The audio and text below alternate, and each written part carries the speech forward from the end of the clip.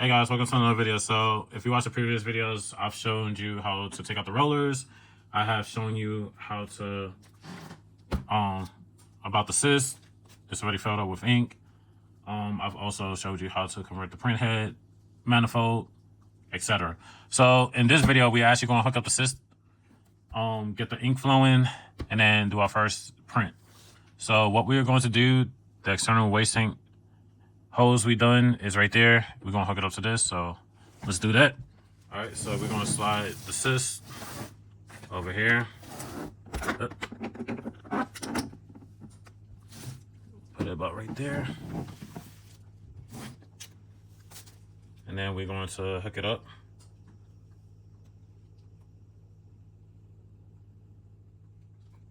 All right, so you wanna make sure that you got it all the way flush, so it's fully connected.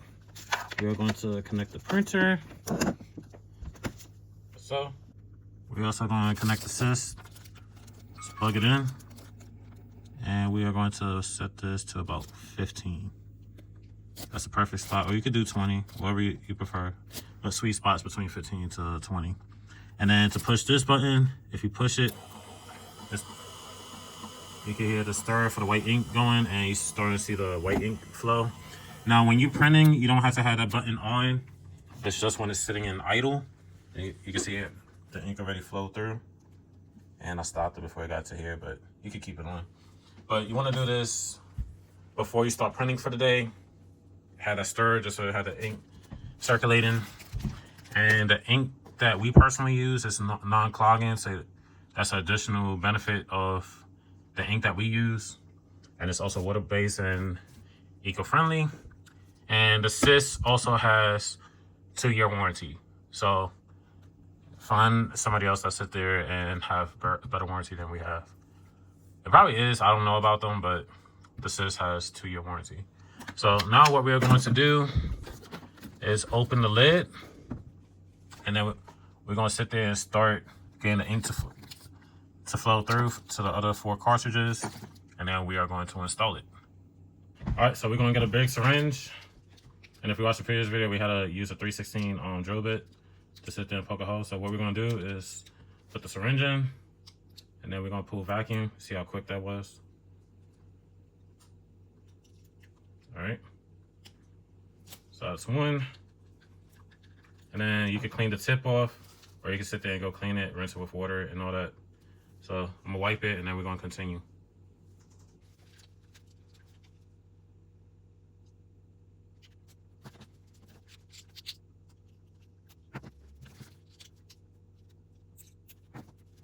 All right, so I'm back. So we're gonna start putting the ink cartridges in. So if you accidentally get it mixed up, it's white first, and then it's black, yellow, magenta, cyan, and white again, if you get it confused. So also, you can also do it like this.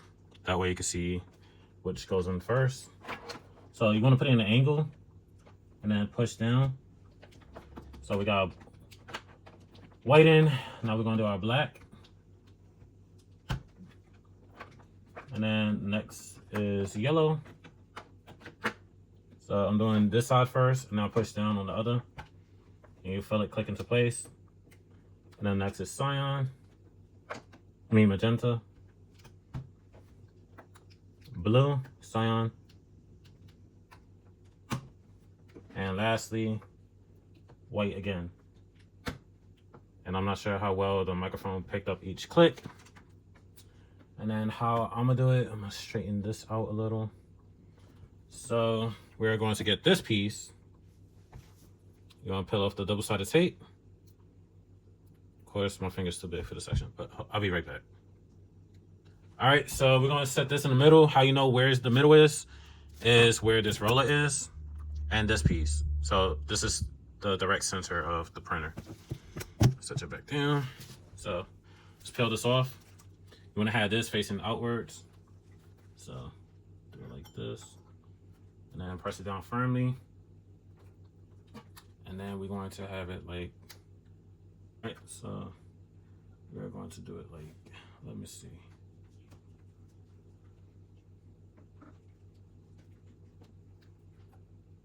Because if I do it upwards, kind of be better. So I'm going to pull this a little bit closer, slide it through, and then I'll sit there and unhook it. That way the wire, well, the piping is upward, so it's not hanging low to where it's accidentally going to rub against your DTF prints. Or if you're using this for sublimation, you're not accidentally having the piping hitting your prints, and then that's a waste of ink and also a waste of material. So I'm gonna go ahead and flip all that and then be right back. So I'm back, so I got everything flipped. So as you can see, it's looping around, that way it's upward. So when that's print head is moving this way, it's not dipping down and accidentally touching your print. That way you ain't accidentally damaging or messing up your material, wasting ink, or none of that. So I like it that way. If you want to have it the other way where it's looping downwards, it's up to you, it's personal preference. But to me, being in the game for about 10 years now, 10, 11 years, I kind of do this, already know this. Plus I actually do own an actual DTF printer. This is to where I want to help people be able to do it from their home to get started off. So, and another benefit I would say for these style printers compared to a actual DTF printer, it will cost you big time. I think these is a little bit more friendly and cheaper alternative to spending thousands of dollars on a DTF printer. Because if your print head gets clogged, yeah, there's a solution which will be going live on the website, clean solution, to where you can unclog your print head, etc. It's not just for the XP-15000, it's universal. So any DTF printer you can use that solution in and it will help unclog it. But if your print head goes bad on an actual DTF printer, the print head alone will cost you, lowest price is $1,000. Like for my other DTF printer, the Epson i3001A or whatever, the print head alone for that is $1,000, and that's before tax. So compared to this, if the print head goes bad and the cleaning solution doesn't work, the print head could cost you between $150 to $200. Me as a business owner, I would rather spend about $200 on a print head compared to $1,000 on the actual big DTF printer. But also, the advantages of actually owning a actual DTF printer is you got wider formats. You could go up to 24 inches. The one I got goes up to 22 inches wide, and mainly use that for gang sheets and stuff like that. The reason I'm starting to do this is because for smaller orders. That way I'm not running that bigger machine, which uses a little bit more electricity compared to what this would cost you also. So an actual DTF printer and then a converter printer like this, both have its advantages and disadvantages. So if you're not constantly getting orders every single day or whatever, I would say this is your better advantage and stuff like that. This for like single prints, you could use 8.5 by 11 all the way up to 13 by 9. This is a wide format printer, so it's 13 inches wide, but you could do 12 to 12.5 inches. And you could also convert this even further and do the roller film, which that'll be coming in an upcoming video. If you don't want to use sheets, you could do, you could convert it to using the roller film, which is a little bit more expensive to buying the sheets. It's about $100 to $115 per roll, even higher depending on the type you use. For this style printers also, to prevent, like, we've thought about everything, and we working alongside a very, very good manufacturer that is going to be producing these for us. So like I said, the ink is non-clogging, so that's another less headache. The paper, the sheets, is also going to be thicker, so you don't have to worry about paper jams, lines, or half prints, and even quarter prints. So everything we are going to be selling is going to be pretty much user-friendly, less of a headaches and stress like that. So with no further ado, also another tip is we're going to let this down. We are going to pull out the tray, and then I got a 14 by 11 canvas board, and then just put a rubber, well, like a foam type material. So what you want to do is just slide it through, have it sit on here on the edge of the tray. So you just slide this through, and you want to put it as close to the roller. And the reason for that is so the film would come out straight. Without something like this, it would dip, and then it could potentially smear and everything else. I'm going to be working on creating a 3D or alternative to this, but this would be the cheapest method because I'm pretty sure if you do like a 3D printer or whatever, it's going to be a little bit more expensive. So just have it sit right there, have the tray out, and then it's just resting. So that's set up. We're going to lift this up. We're going to turn on the printer, and then we're going to proceed with the process of doing our first print. So everything is set up. You see the print head's moving. We're going to let it do its thing. So now we are going to set up the printer in the software. Like, now there's two ways you could do this. You could do this through Wi-Fi. I highly don't recommend doing Wi-Fi. You will need a very, very stable internet connection. If you're printing a job and your internet goes out for wherever the case is, either because bad weather, if you got like HughesNet or whatever, or some satellite style internet, something happens, your internet cuts out, it's going to stop your print that's in progress. Even with my dedicated DTF printer, I run it through USB. Now, for this, I'm also going to be running through USB because it's, once again, less of a headache and worry-free and it's also faster than internet. But those of us that's been in business for a long time, we would recommend using USB cables. No matter how good your internet is, we'll sit there and rather use USB. So this is a little cheap USB on. I got it from Walmart. It's a 10-foot, I believe. It was only $9. And they got a 6.5 feet, which is about $4 or $5. But either way, depending on your length that you want, get it. Me, this is just a temporary setup because I got 5 printers in my house right now. So I don't have a dedicated spot for this printer as of yet. That's why it's sitting on the dining room table, kitchen table, until I can find a dedicated spot. Once I move all the printers and equipment around in my home, that way I can have a better setup. But I got the 10-foot one just in case. It ain't gonna hurt. If it's too much, I'll just use a wire loom and just shorten it. So with no further ado, let's go ahead to the print, going onto the computer, doing everything else. All right, so for this, we are going to be using Digital Factory. This will also be available on the website as well. So I got the USB to the printer connected. That's my Bluetooth adapt for the mouse.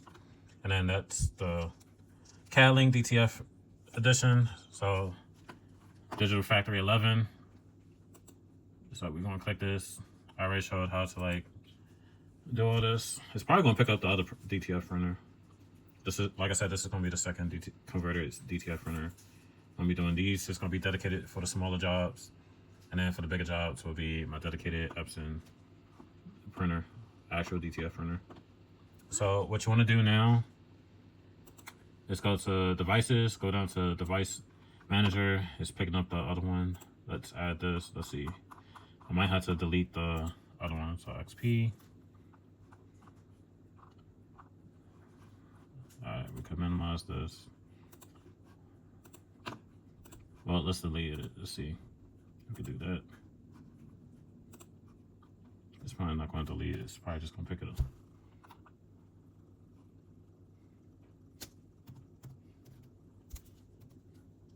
Yeah. Alright, so it's the same printer. We'll just see if it's going to still work. Yeah. And all that. So once you do that, then you want to go to printer properties. Maintenance tank 83%. Not worried about it. Oh, talking about that. Since it's now converted to an external waste tank, you are going to need a maintenance chip resetter. So what this is before this hits 15%, you want to sit there, take out the maintenance tape box, which is undoing the Phillips head right here, removing this cover, and then you will get the cover. Well, pull out the maintenance box. I'll pull the one from the other printer. All right, so this is the maintenance box you will pull out. You will sit there. Before it hits 15%, you want to line these little prongs to what's on the chip. So line it up. It'll be red, and then once it's reset it will turn green. And then once you do that, slide it back into the printer, and then it'll be resetted. Because the printer doesn't know that it got an external waste tank. It's going to think you're using the one that's built into this, so it's thinking that it's filling this up, but in reality it's actually not. Alright, so on the very first time, before you do any DTF prints, you want to do and initiate a print head clean directly from the printer setting itself. After that, you could use Digital Factory CAD-Link to sit there and do your print head clean. So what you want to do is go to maintenance, use the arrows to direct. Once you see the orange box highlighted around the maintenance, you want to push OK. You want to go down and do print head cleaning, and then clean the print head to correct missing dots. So it's going pretty much, it's going to take about 4 minutes approximately to sit there for it to do a thorough print head clean, and it's going to pull the ink from the dampers through the print head and out through the bottom. So once you do that, because if you do your first print head through the software, it's not going to be as thorough. So if you do a print head clean, it's going to be about, what, a minute? And then after a minute, you still ain't going to see no ink on the cleaning pad, where it cycles the ink through the print head and transports it into originally the internal waste tank, but we using our branded Ciss, so it goes through an external waste tank. So before you do any test prints or whatever, make sure you do your print head clean through the printer itself first, and then after that you can use the software. So we're gonna hit OK.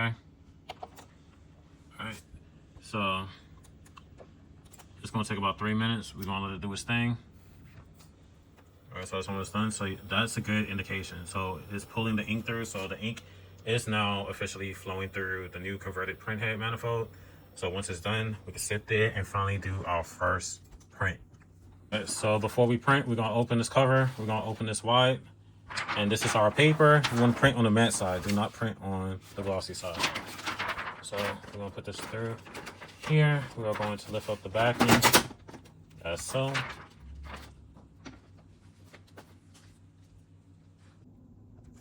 right, so I'm back. So we can X out of this.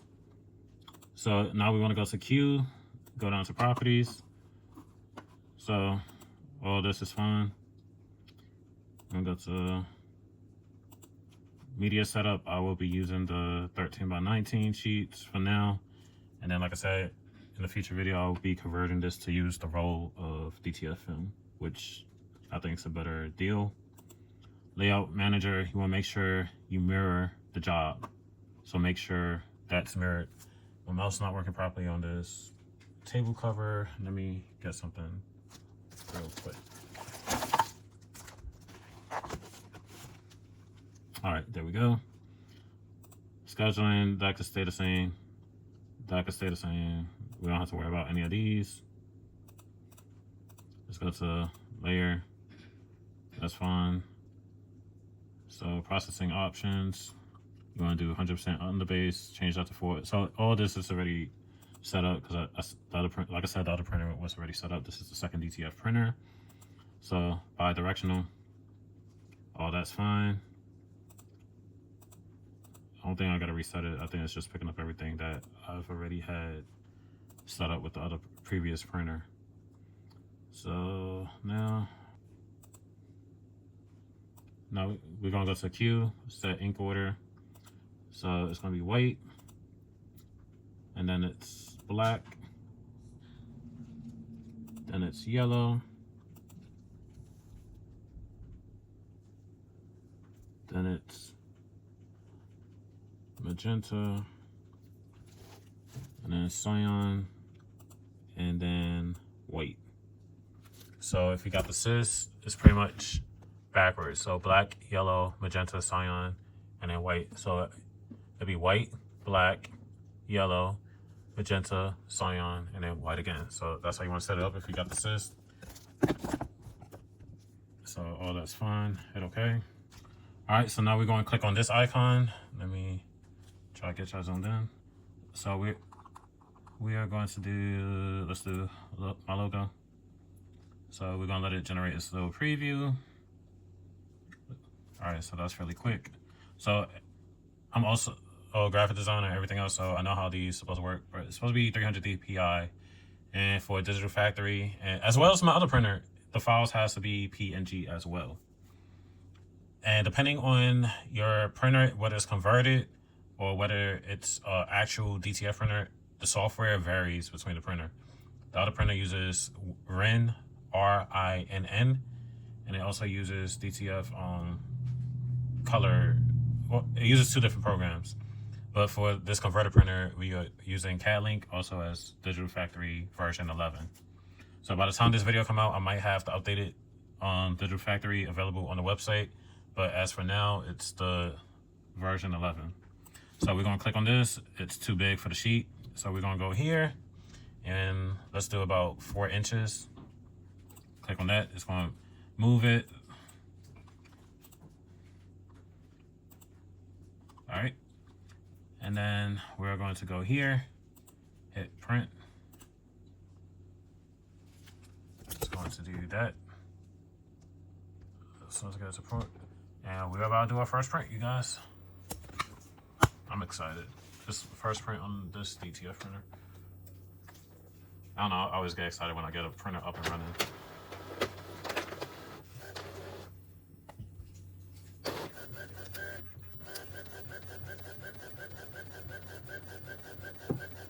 So you see it's laying down the color first, and then it does the white on top of it.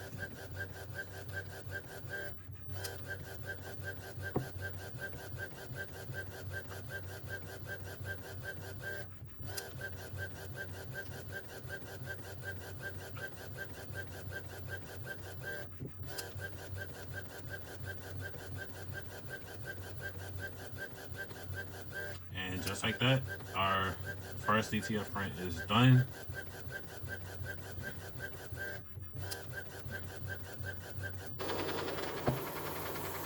And voila, first DTF print. As you can see, it's perfect and everything else. And then if you just wanted to use it, well, I'll find something to use this for. You will put the glue on the back side of this. I've shown that in the previous video. And then you'll trim it and then put it in your oven. And in the upcoming video, I will show you 2 methods you could do to cure your DTF powder. So that's it for this video. We've officially set up, hooked up the Ciss and everything, and printed our first DTF print. So that's it for this video. Stay tuned. Check out the website for any of the supplies. Like I said, supplies, everything I've been showing in the videos will be going live onto the website and available to purchase. The inks that we've been using for the last 10 years, the ink, everything that we use for them vibrant DTFs, etc., you can have it too. So that's it for this video. Like, comment, subscribe. See you next one. Peace.